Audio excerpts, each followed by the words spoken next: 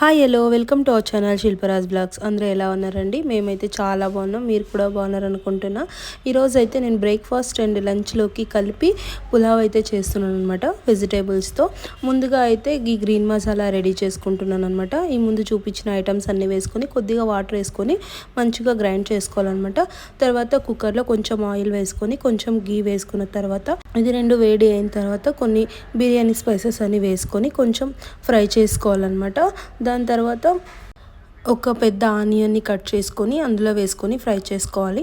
దాని తర్వాత మనం గ్రైండ్ చేసి పెట్టుకున్న గ్రీన్ మసాలా యాడ్ చేసుకొని అందులో ఆయిల్ సపరేట్ అయ్యేంత వరకు వేయించుకున్న తర్వాత ఒక కప్పు వరకు పొటాటో, కొంచెం క్యారెట్, అలానే కొద్దిగా బీన్స్ అనమాట వేసుకొని మంచిగా ఫ్రై చేసుకోవాలి. ఇవి ఫ్రై అవ్వడం కోసం కొంచెం సాల్ట్ యాడ్ చేస్తున్నాను అనమాట. ఇంకా తర్వాత కొంచెం ఒక 2 టమోటాలు కట్ చేసుకొని వేసుకొని మంచిగా ఫ్రై చేసుకున్న తర్వాత పక్కనే నానబెట్టి పెట్టుకున్న రైస్ని యాడ్ చేసుకొని దాని ఫ్లేవర్ రైస్కి తగిలేలాగా కొంచెం నిదానంగా కలుపుకోవాలి.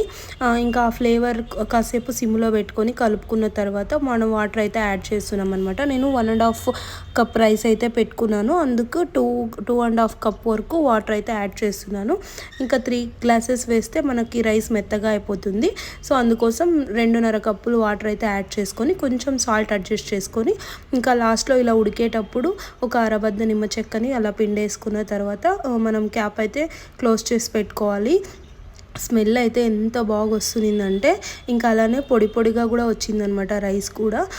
ఇది మా లంచ్ అండ్ డిన్నర్ అయితే. వీడియో కనుక మీకు నచ్చినట్లయితే ప్లీజ్ ఒక లైక్ చేసి సబ్స్క్రైబ్ చేసుకొని అయితే చూడండి. మరిన్ని ఇలాంటి కంటెంట్ కోసం నా ఛానల్ని సబ్స్క్రైబ్ చేసుకోవడం మర్చిపోవద్దు. Thanks for watching.